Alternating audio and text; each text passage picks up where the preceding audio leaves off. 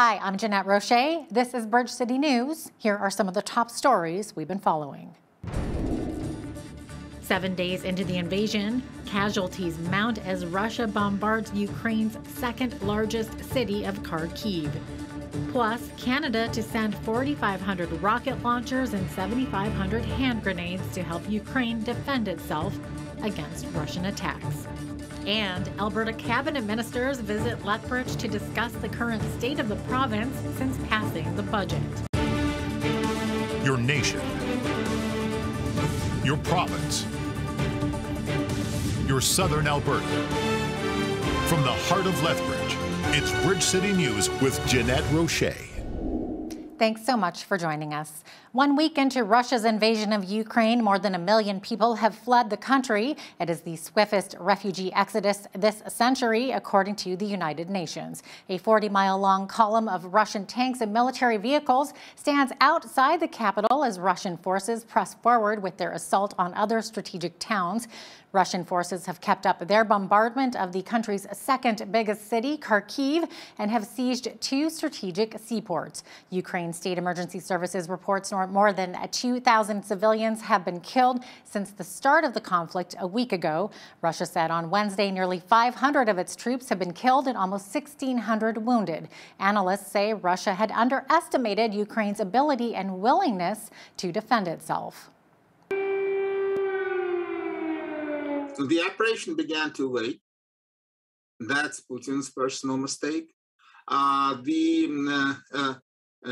The organization and moral readiness to fight of the Ukrainian military were underestimated.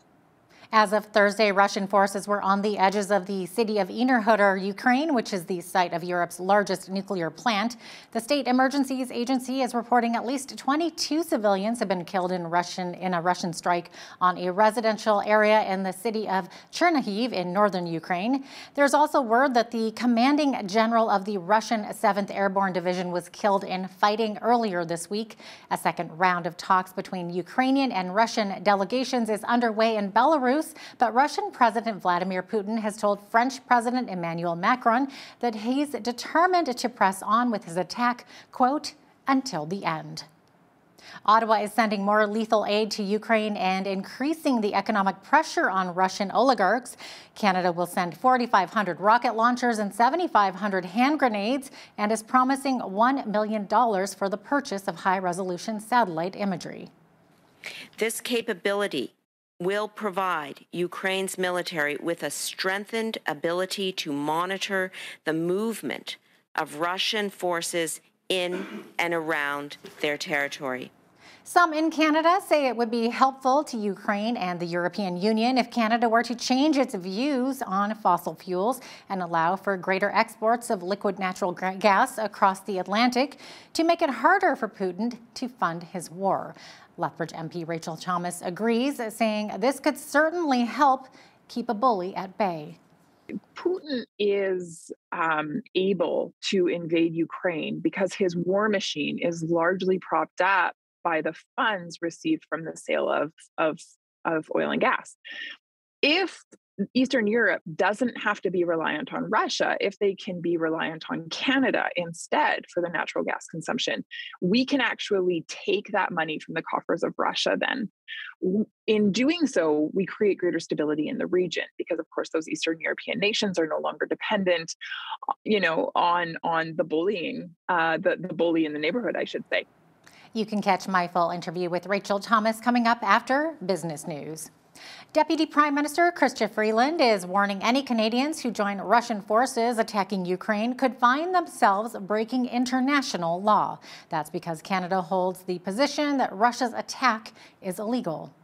Our Foreign Minister, Mélanie Joly, announced in Geneva this week that Canada will petition the ICC against Russia for crimes against humanity and war crimes. We are very clear that this war is illegal, and Canada will take a very appropriately severe view of anyone who is fighting this war. Defense Minister Anita Anand admits it's not clear if it's legal for Canadians to fight for Ukraine, and she is instead encouraging them to enlist with the Canadian Armed Forces. The Canadian Council for Refugees says Canada's decision to welcome an unlimited number of Ukrainians to Canada on a temporary basis marks a positive and hopefully permanent change to the way the country handles major crises around the world. Immigration Minister Sean Fraser announced Canada would allow Ukrainians to apply for an expedited visa to stay for 2 years without conditions like language requirements or labor market impact assessments.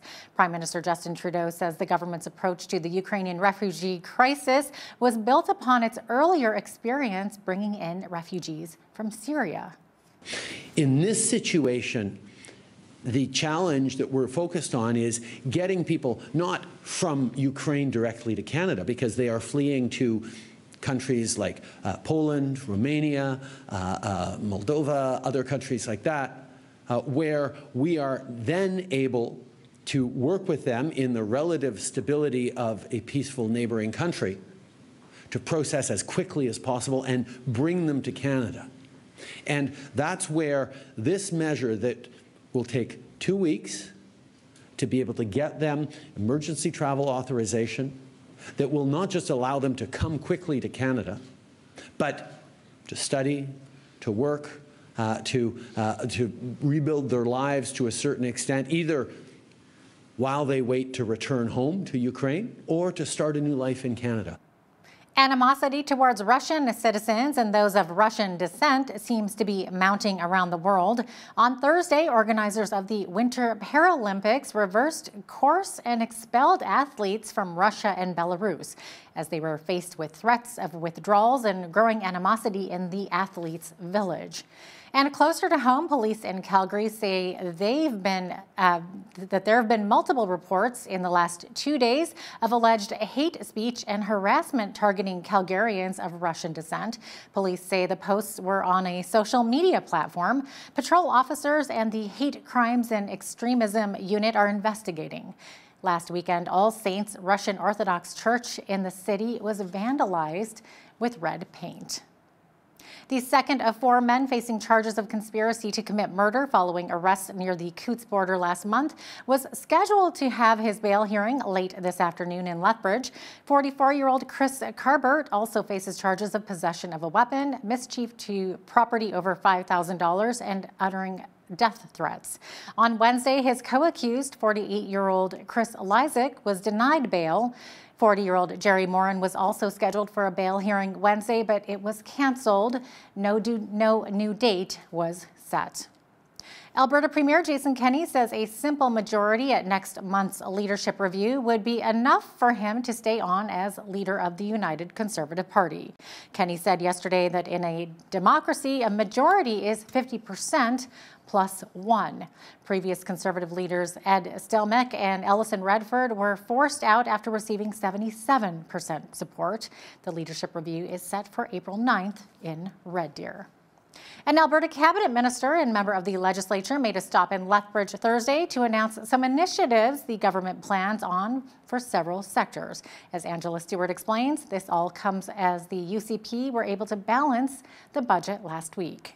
Not as many capital projects as we saw last year, but quite a number of significant program funding initiatives. A couple major initiatives were discussed during an afternoon lunch in Lethbridge with the Minister of Agriculture, Forestry and Rural Economic Development, Nate Horner, and MLA for Lethbridge East, Nathan Neudorf. This all comes as the UCP government were able to balance the budget last week. Of course, the headline for us as a government is that after many years, we're finally able to balance the budget, and some tough work there. There's a number of areas that felt the restraint of spending. And Lethbridge has taken its share of that. One of the first major initiatives discussed, environment and parks water sustainability, something the minister says is top of their list.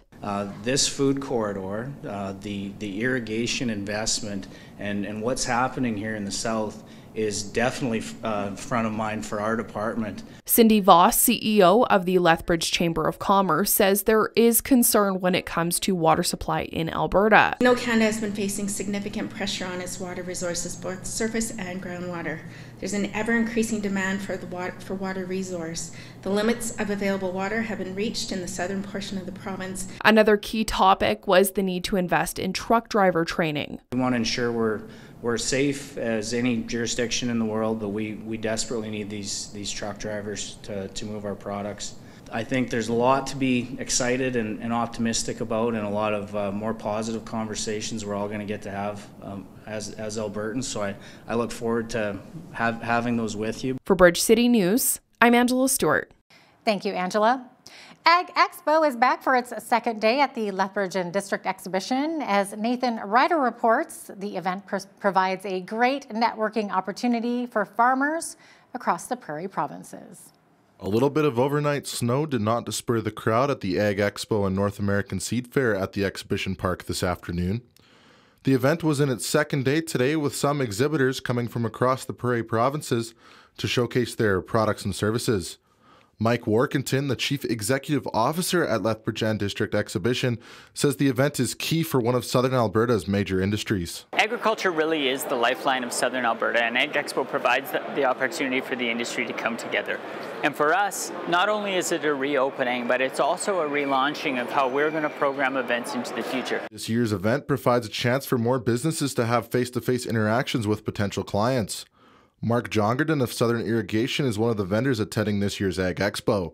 He says many attendees are eager to discuss their farming operations. Haven't been able to get together. We really see a lot of excitement here of people just wanting to talk and to connect up again and talk systems and talk anything related to their farming operation. So it's been really good for that.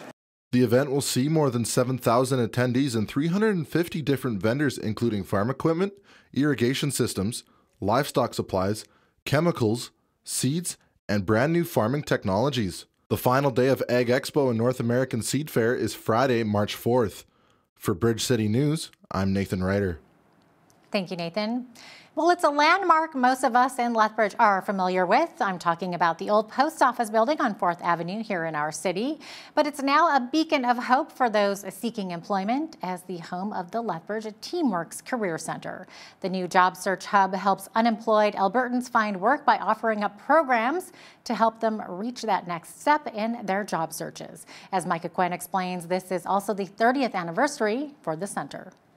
Having our grand opening here today at this historic building of the post office is such an exciting time for us. When you make your way into the old post office building, you will see the new Teamworks Career Center on the 3rd floor. The center is funded by the Alberta Ministry of Labour and Immigration and the Government of Canada. Services are provided to people looking to find work alongside potential employers. This is all free of charge. A few of the programs offered are meant to focus on transitioning the skills of the workforce to meet the demand of local employers here in our city. So some of those programs, there's a project hire program that allows you to work and customize your own individual plan with a career coach, help do that career planning, help get some specific training to your career goal, and to work with employers in that.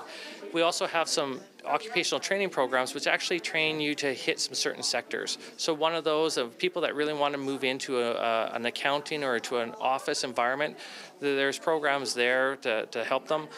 There's an environment new one around supply chain management. As we all know, the importance of supply chain, tremendous opportunities in the future of Lethbridge around supply chain. And then the brand new one, which is really exciting, is new digital technology skills. We all know all future jobs are going to have a digital component to them. So this program gives people specific skills around digital training and marketing to go ahead and get those jobs of the future. The center has assisted over 35,000 Albertans in finding work over the past 30 years. For Bridge City News, I'm Micah Quinn. Thank you, Micah. Well, Lethbridge College has partnered up with Liquid Avatar Technologies to give students 9,000 plots of land within its Aftermath Islands metaverse. It's been named Lethbridge College Island. The metaverse is a virtual reality world where participants can interact and experience things as they would in the real world. Students from the college will be able to learn in a virtual setting alongside their in-person classes. Building out an island in the metaverse and leading in that way when we are watching the direction of where the metaverse is going to go with great excitement will be invaluable for them, not only in terms of the creativity, the building of those worlds, the possibility of, in the future, very short future, meeting inside of that space and being able to lead. So these students are going to get some experience in entrepreneurship and leading in this space. Aftermath Islands Metaverse represents theme-based islands, communities, and estates where players can experience adventures and opportunities. Sounds like fun. Experts who monitor extremism and the far right say the anger and widespread distrust of media, governments, and health authorities that fueled the recent convoy protests in Ottawa are here to stay, adding that the issues will have a long-term impact on Canadian politics. A Queen's University assistant professor believes the convoy protests resulted in a maturing and mainstreaming of a right-wing Canadian populist movement similar to the Tea Party in the U.S. The National Police Federation says the RCMP officers who responded to the mass shooting in Nova Scotia in 2020 risk being re-traumatized if they testify at a public inquiry. Commissioners are expected to hear arguments today on whether the Mounties should be exempt from giving sworn testimony. The Officers Union wants the Commission to consider its mandate to be trauma-informed in its proceedings. Canadian Paralympic medalist Mark Arnons has another full slate of races ahead of him in Beijing's Winter Paralympics. In the 2018 Winter Games, he won a record 6 Paralympic medals, including a gold medal in biathlon and cross-country skiing. The 32-year-old is from Hartsville, PEI. I don't want to look at it as topping it, those results. I want to evolve from them. Some of the results, there were mistakes in those races, and I want to correct those mistakes. For me, my goals going into Beijing is every time I go to the start line, I'm the best prepared I am and ready to race. And when I cross that finish line, I've done everything I can. And essentially, I put my cards on the table and see who can beat that. Well, after a spring-like start to the week, winter was back in full force today with about 5 centimeters of snow falling. More snow is expected tonight and Friday. I'll have more details when we return from the break. Stay with us.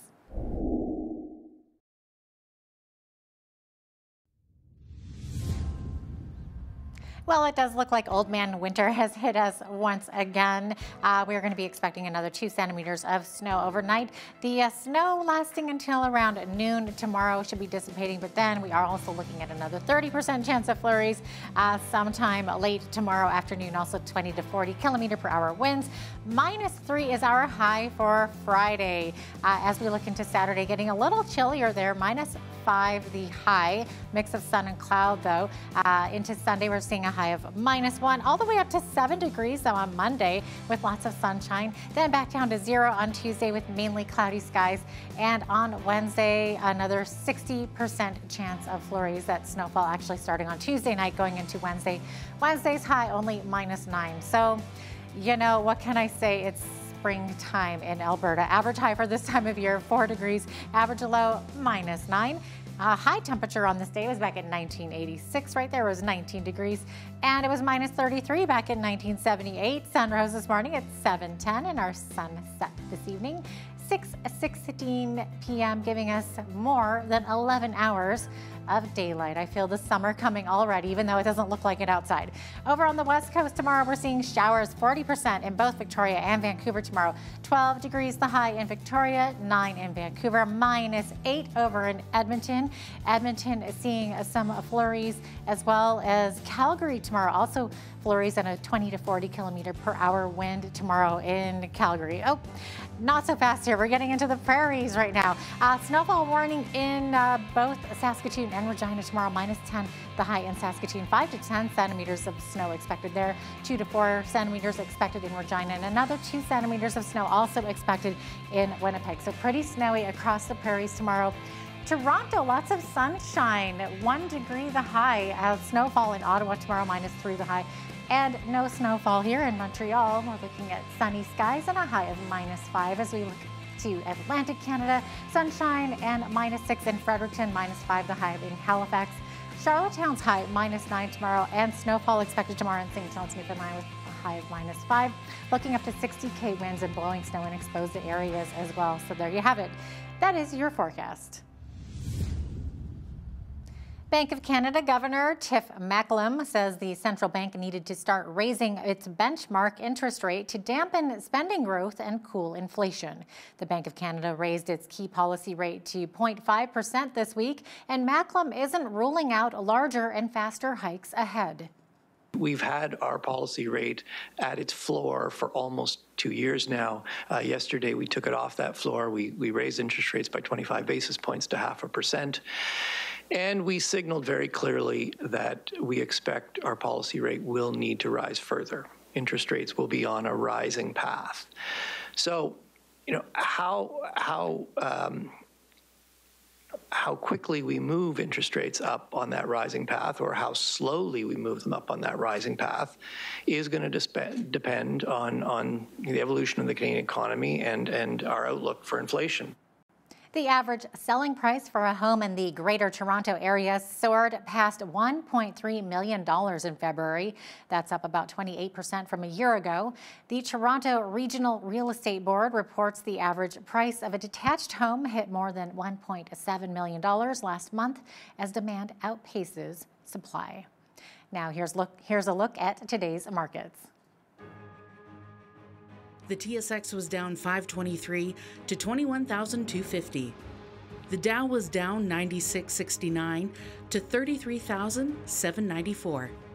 The S&P 500 was down 2305 to 4,363. The Nasdaq was down 214.08 to 13,537. West Texas Intermediate oil was down $2.93 to $107.67 U.S. per barrel. Natural gas was down 4 cents to $4.72 U.S. Gold was up 9 cents at $1,936.04 U.S. an ounce. Silver was up 1 cent to $25.18 U.S. an ounce. Feed wheat is at $12.92 per bushel. Barley is $9.69. Canola is $24.33. And corn is at $11.55 per bushel. Live cattle were down $1.75 to $138.35. Feeder cattle were down $1.95 to $156.35. Lean hogs were down $1.10 to $105.20. The Canadian dollar was up over the past 24 hours at 78.88 U.S.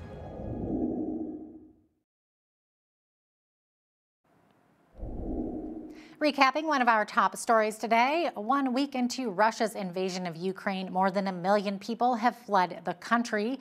It's the swiftest refugee exodus this century, according to the UN. Meanwhile, Ottawa is sending more lethal aid to Ukraine, including 4,500 rocket launchers and 7,500 hand grenades, and is promising $1 million for the purchase of high-resolution satellite imagery. Coming up after the break, I chat with Lethbridge MP Rachel Thomas about what Canada has offered Ukraine and what more we can do to help. That's next. Stay with us. Here's today's Bridge City News community calendar. The 35th annual Moonlight Run is taking place March 19th with both in-person and virtual events. This year's run will include a 6-kilometer walk and 10-kilometer run. For the in-person event, both distances will begin in downtown Lethbridge at Casa and head into the River Valley for a loop in Indian Battle Park. Then you will climb Wendy's Hill before returning to Casa. To register and for more information, visit moonlightrun.com. The Helen Schuler Nature Center is providing an introductory workshop to fly fishing on Saturday, March 26th from 12:30 to 4 p.m. Learn about Alberta's native fish species, get tips and tricks for choosing equipment, try your hand at tying flies, and practice casting techniques. The workshop is $25 per person and is open to those 16 years and older. To register, call the Nature Center at 403-320-3064. And that's your Bridge City News Community Calendar.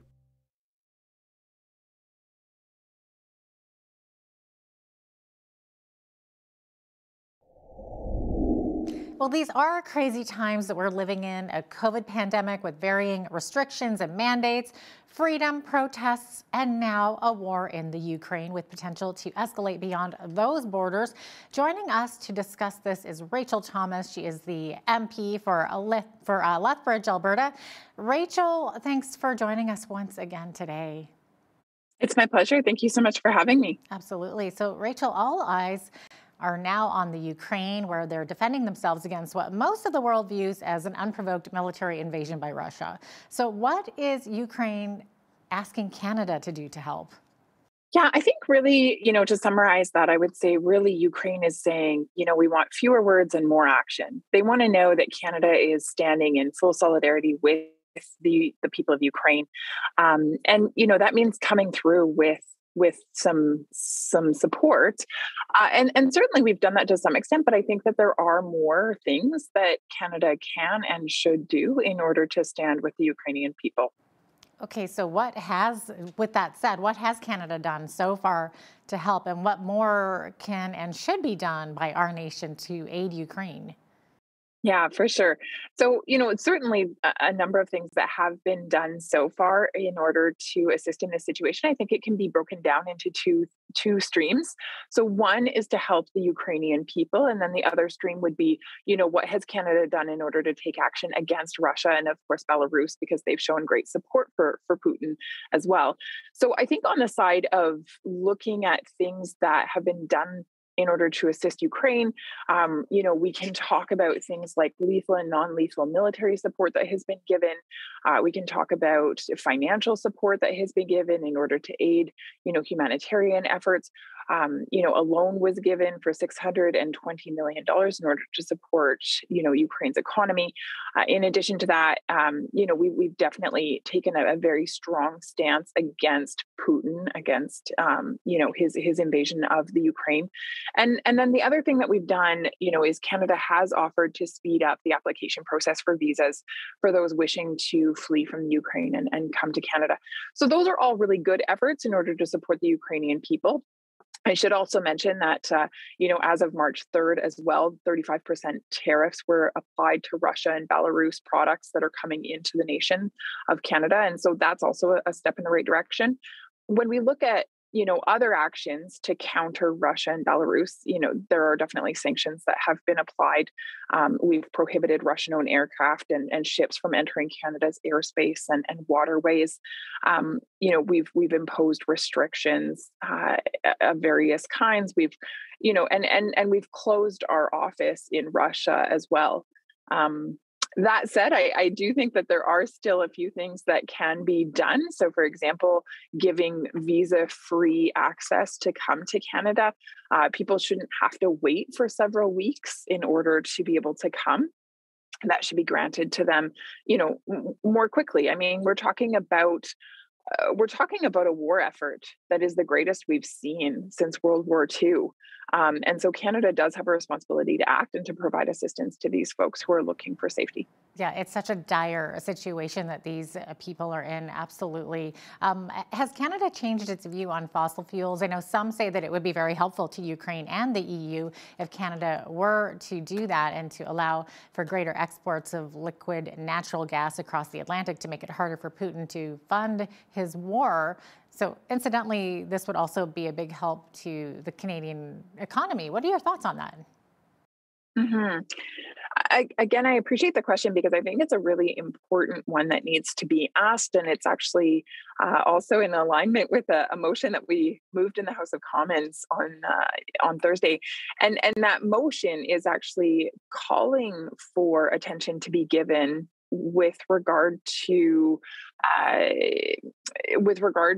the interaction that takes place between energy security and national security, because the two are very, very much tied together. So let me explain further. Putin is able to invade Ukraine because his war machine is largely propped up by the funds received from the sale of oil and gas. If Eastern Europe doesn't have to be reliant on Russia, if they can be reliant on Canada instead for the natural gas consumption, we can actually take that money from the coffers of Russia then. In doing so, we create greater stability in the region because, of course, those Eastern European nations are no longer dependent, on the bullying, the bully in the neighborhood, I should say. And so I think we do have a great opportunity there then to develop our natural gas to make sure that we're able to get it to the Atlantic Ocean and across, and able to support Eastern Europe in this regard. In doing so, we certainly would be able to play a key role in creating greater stability within the region. Yeah, absolutely. It sounds like Canada is trying to take the steps to do the right thing and do a lot. Is there anything our viewers can do to lobby our federal government to increase aid to Ukraine? Yeah, for sure. I would encourage all Canadians, to write to the Minister of Natural Resources, to write to the Prime Minister, to write to the Deputy Prime Minister, advocate for, greater development of our industry, specifically natural gas. If we can get that pipeline in, for going from west to eastern Canada, we really can play a very key role in helping Eastern Europe, and again, take away that dependency on Russia, which would allow them to exist in greater peace and stability. I think as well, other actions that Canadians can take is the Red Cross has offered to match all donations up to $10 million. And so I certainly would encourage Canadians to participate in that also. Okay, great. Thanks for that, Rachel. Let's switch gears a little bit here now and talk about mandates, restrictions, and whatnot. So where are we at now as a nation, now that Alberta and other provinces, as well as many other nations, are beginning to lift COVID restrictions? Should the federal government be doing the same thing? What do you think about that? Yeah, for sure. I think Canadians feel both a sense of relief and frustration. So you have provinces such as Alberta, our province, where restrictions are largely being lifted, and people are feeling a sense of relief from that. They're enjoying their newfound freedom. And I think they're looking forward to the future with anticipation and expectation. And of course, that goes for businesses and individuals alike. And so that is very positive. At the same time, I think Canadians are seeing the contrast between the freedom that is taking place in Alberta right now, or being granted in Alberta, versus, what the Prime Minister's response has been and continues to be. And so, we're watching as the Prime Minister continues to buckle down and insist on his punitive measures. For example, on January 15th, he put measures in place that prevented essential service workers from being able to leave Canada and then re-enter Canada without proof of vaccine. And of course, this has largely impacted truck drivers. It is not based in health science. It is simply punitive in nature. And I think it's sending, a message to Canadians that really this Prime Minister is out of step with the advice being given by public health experts. And it causes Canadians to ask the question, well, why? What is his motivation? Why is he failing to act prime ministerial, and to really listen to what the experts are saying and ultimately, grant freedom back to Canadians. With that in mind, Rachel, how much of a health threat do you think there is if the U.S.-Canada border were to be opened to the unvaccinated? Again, it's not my opinion that matters in this case. It's what the health experts are saying, and there just really is no scientific data that would suggest, the reopening of our borders would cause any significant threat. And so, based on that information, based on that science, I would say, let's open them back up. Let's get things moving. Again, I would draw people's attention to the fact that our Canadian Charter of Rights and Freedoms does guarantee the ability to be mobile, to move between provinces, but also to move across our international border into our neighboring country should they allow us to do so. So let's get going. Yeah, exactly. And what about the fallout from the Emergencies Act imposed by the Trudeau government? Many Canadians, and indeed many other nations, saw this as a significant government overreach. Should there be some kind of a better explanation from the government, or some kind of consequence for taking freedoms away from Canadians, not to mention freezing bank accounts in some cases? Again, a really great question, and certainly I think you're asking a number of the questions that Canadians are also asking. So when it comes to the Emergencies Act, really what we have to wonder is, was the threshold met in terms of whether or not it was reasonable or right for the Prime Minister to enact the Emergencies Act? Ultimately, the threshold is that the Prime Minister should have no other tool at his disposal or current law at his reach that would help deal with, the crisis at hand. Well, in this case, the Emergencies Act was invoked after we saw the border crossing in Windsor cleared, after we saw the border crossing in Manitoba cleared, after we saw the border crossing at Coutts in Alberta cleared, after we saw the border crossing in Surrey cleared. So all 4 of these borders were able to be cleared out, and the protests were resolved peacefully without the invocation of the Emergencies Act. So for the Prime Minister then to claim that he needed the Emergencies Act in order to bring, order back to Ottawa is just absolute ludicrous. It is incredibly disingenuous, in my opinion, because ultimately at the end of the day, we see that the tools that the Prime Minister needed or that the police needed in order to act, they already existed. The Emergencies Act was simply an overreach of power. It was a flex that the Prime Minister got to engage in order to try to salvage his own image. It was wrong. It was very, very wrong, I believe. Further to that, what we saw is on Monday, the Emergencies Act was passed in the House of Commons because the Liberals and the NDP teamed up on that. But then by Wednesday, the Prime Minister was making an announcement that he was actually going to be revoking the Emergencies Act. It was no longer in effect. What changed from Monday to Wednesday? Well, I can tell you this. Nothing in the downtown core of Ottawa changed within that 48-hour period of time. The only thing that changed was public opinion. And so I applaud Canadians for standing up and for speaking out, for making their voices heard, because ultimately I do believe that they applied enough pressure that the Prime Minister saw he was going to be made a fool of if he continued down that road. Again, I would draw people's attention to the fact that nothing changed in those 48 hours, which again should tell us that Emergencies Act really wasn't needed. The only emergency there was one that Trudeau created for himself. He needed to save his image. Wow, unprecedented times, absolutely. These are. Rachel, let's switch gears once again. Your own party is going through some transition currently. Any thoughts on the Cpc Leadership Race? Some see it as boiling down to a race between true blue conservatives like Pierre Poilievre and red Tories like maybe perhaps Jean Charest or Peter MacKay. What's happening there? Sure. I guess I would maybe lead out by saying this, and that is my opinion on the matter is this. I think for a long time we've talked about, the reform conservative, the social conservative, the red Tory, the blue Tory, etc. We have these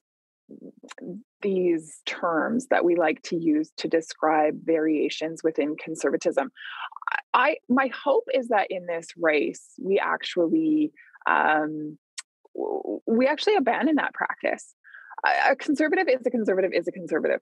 And one of the things that we pride ourselves in as conservatives is the ability to span the right side of the political spectrum and hold, a variety of viewpoints within that framework.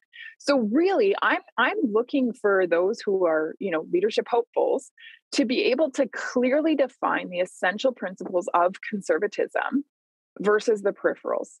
And they're going to have to really do some soul searching and I think through what those critical items are in terms of our principles as a party. And then they're going to need a plan that they put in place in terms of how to adhere to those principles. Not only that, but also how do you then communicate those things to the public in a way where, we can attract the swing voter in order to, of course, win their vote in the next election.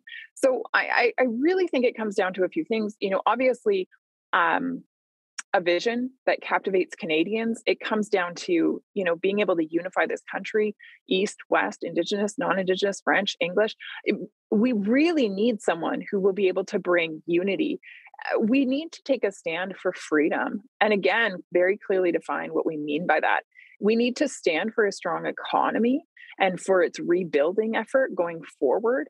And we need to also have a concrete plan in place in terms of our position on the world stage and how we're going to advance Canada within that global context. All right. Well, it looks like we are about out of time here, but thanks so much for being with us today, Rachel. Really appreciate it. Yes, absolutely. It's my pleasure to be with you. Thank you.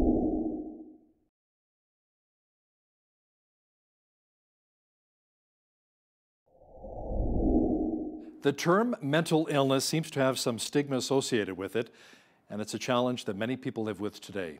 Now, today's guest is no stranger to struggles with mental health challenges, but has also learned how to overcome them. Allie Marie Smith is a certified life coach and the founder of a nonprofit group known as Wonderfully Made.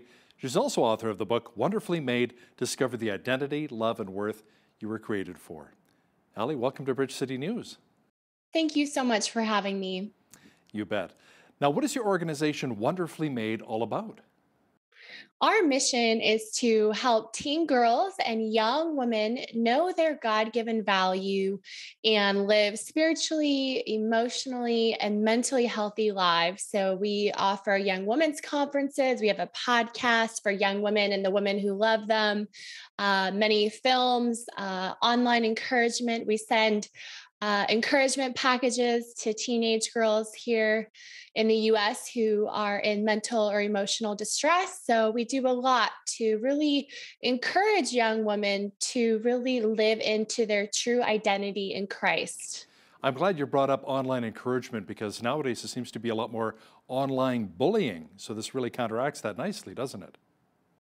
It is. It is an experience too many girls are experiencing. Absolutely. Now, Allie, as a young woman, you attempted suicide and lived with a mental health diagnosis. Would you care to share some of that story and where you're at today? Absolutely. Well, I was a good girl from a good home and had every reason to be happy. And I was pretty feisty and confident until about the age of 12, when I started to experiencing uninvited feelings of loneliness, insecurity, unworthiness. And it really didn't add up because I had everything a girl could want, loving family. I never experienced any childhood trauma. And so looking back, it was really the onset of what would become clinical depression, which really escalated through high school. And on the outside, it looked like I was the girl who had it all together, excelling in school and in soccer. But on the inside, I was really fighting a very difficult battle with depression. And 2 weeks after I graduated, summa cum laude, with a smile stretched across my face and appearances were deceiving, I found myself in a deep and a dark and a debilitating depression, unable to sleep, eat, or talk. My body was alive. There was no life within me. I was admitted to the psychiatric hospital, put on antidepressants, sent home 3 days later. And you're right, on a gloomy June day, I grabbed the car keys from my house in Silicon Valley, where I lived, and I headed off to the Golden Gate Bridge with intention to end my life. So what happened? Where did you... Is it at that point that maybe God reached out to you, or did somebody else reach out to you that stopped you from taking the next step? Well, God certainly intervened that day. I was driving somewhat recklessly. My tire hit a curb. I got a flat tire and I sat in my car, paralyzed, unsure what to do. And there was a knock on my window, and a silver-haired, kind-hearted man came and asked me if he could help me and called for roadside assistance. I engaged with a real conversation with that man after not talking for over a month with anyone. And that encounter gave me a little hope. And after my tire was fixed, I headed home to my family. Unfortunately, that wasn't the end of my challenges with mental health. That fall, I tried to go to college. A therapist advised my parents, I should get on with my life, but I wasn't well, and I came apart again. And I was readmitted to the psychiatric hospital during September 2001. I even watched the Twin Tower attacks from the hospital. But this is where the beautiful part happens, because I was as broken as a girl could be, very sick in mind, body, and spirit. Christians in my family's life began praying for me. And I asked for a Bible as the medication and the treatment started to lift the desire to end my life. And I started to read it for the first time. And I saw that Jesus loved the broken and came to offer them hope and healing and belonging. And one day we were escorted to the hospital as a woman sang Amazing Grace. I surrendered my life to Christ, and I've never been the same. I have had battles with mental health since then, but that is the story of how Jesus intervened in my life and rescued me. Today, I'm thriving, free from symptoms of mental health, and I do everything I can to try to stay well and to be well, and professional help has really helped me so much. That's wonderful to hear. Allie, in the process of finding your own identity, you've become very passionate about helping teenage girls and other young women know their God-given value and identity. Why is that so very important to you?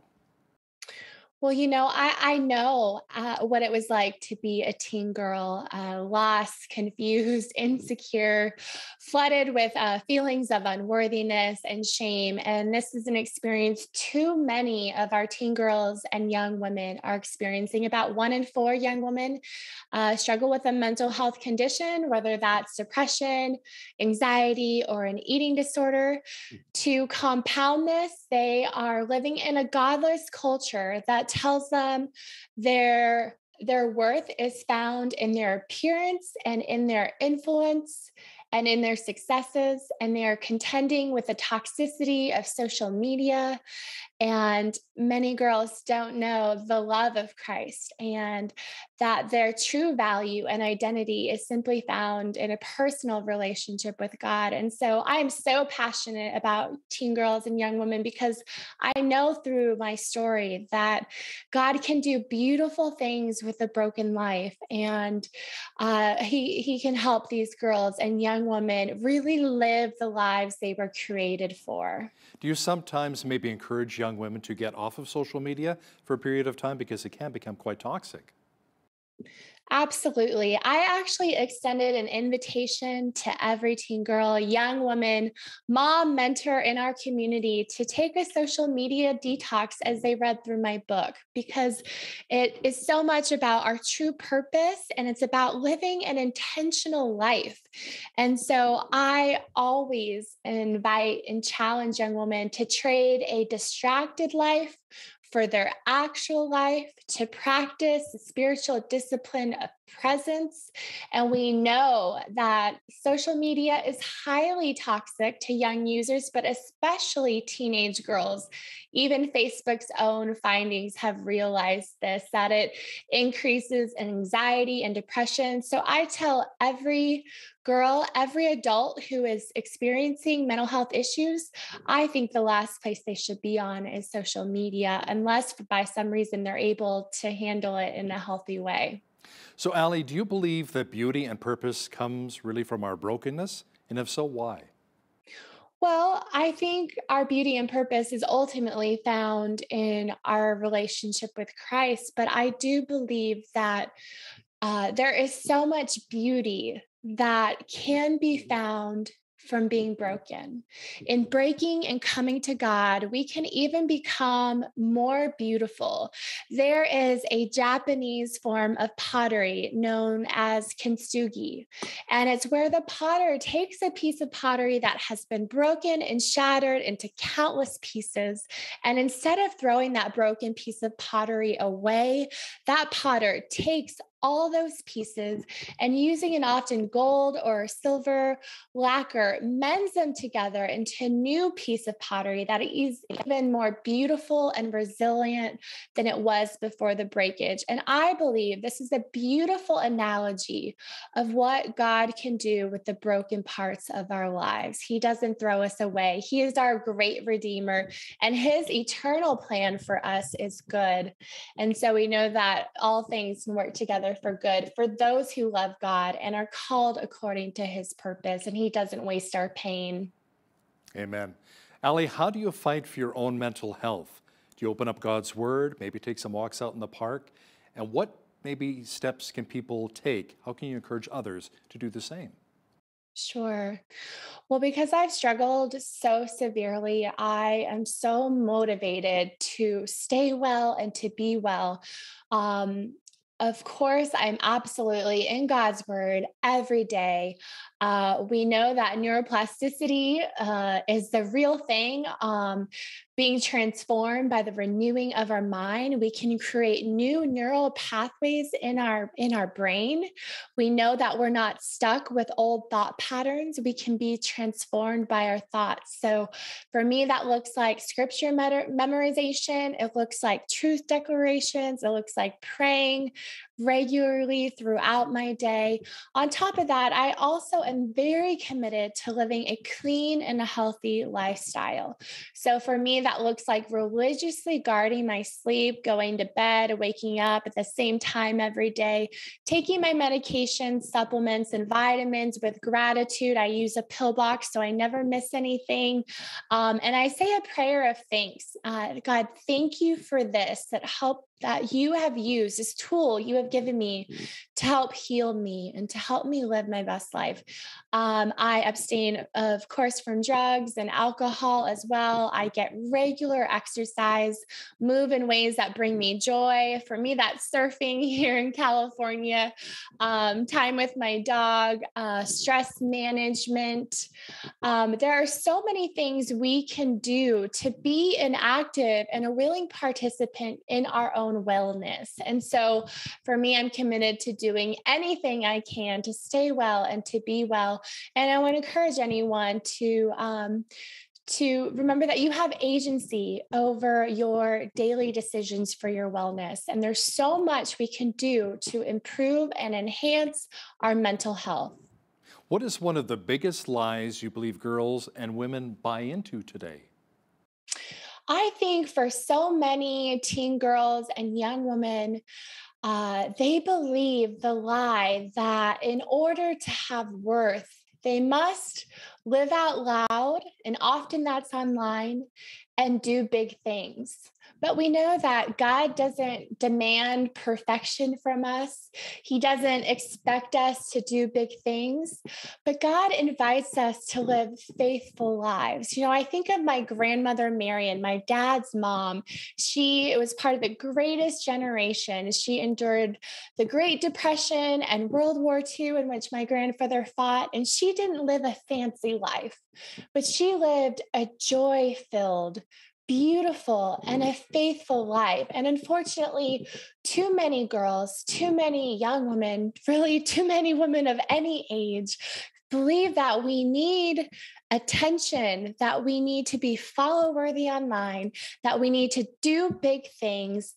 But the reality is God doesn't demand those things to us. And instead, he invites us to live faithful, beautiful, joy-filled lives, however that may look for each one of us. Now, Ali, your book is entitled Wonderfully Made. Can you maybe summarize your book quickly here for us? And what does it really mean to be wonderfully made? I would love to. This is the message I would love any young woman, and really woman of any age, to really grasp. It's really about knowing, the tagline really captures it. It's about discovering the identity, love, and worth we were created for through our relationship with Christ. It has 30 short chapters. Each chapter starts with the word made, unveiling 30 unique purposes we have been made for. The first 3 chapters build a very solid foundation of faith, stepping into many more purposes God has created for us. I share very vulnerable moments from my own story to let my readers know that they're not alone, and that their struggle is not their identity, and that the life God invites us to is so much better than what the world has to offer. So it's really a guidebook for living a very intentional, joy-filled, purposeful life. And I hope that many girls and women come to a closer relationship with God through it. So, Ali, any final advice to those who are watching right now, perhaps struggling with self-doubt and depression? Absolutely. Depression specifically, I'll speak to that. Part of the illness is it makes you feel so alone and isolated. And so I would encourage anyone who is experiencing symptoms of depression, who maybe has thoughts of suicide, to stop isolating, to talk to someone, to tell someone, call the suicide hotline. So many people, way more people than you can imagine, have been where you are and have come through the other side. Your struggle is not your identity. There is hope for your mental health. There are many treatment options available that can help you press forward and rise above this. And this isn't the end of your story. And so please hang on. I know taking it one day at a time can even be too overwhelming. So I want to encourage you to take it one breath at a time. You are profoundly loved. Your life matters immensely. God loves you so much. Please reach out, stop isolating, get the help that you need. This isn't the end of the story. You make the world a more beautiful place, and we need you here. That is wonderfully said. Ali Marie Smith is the author of Wonderfully Made, Discover the Identity, Love, and Worth You Were Created For. Thanks for joining us today from California. Thank you so much for having me. On behalf of all of us here at Bridge City News, I'm Hal Roberts. God bless, and thanks for watching.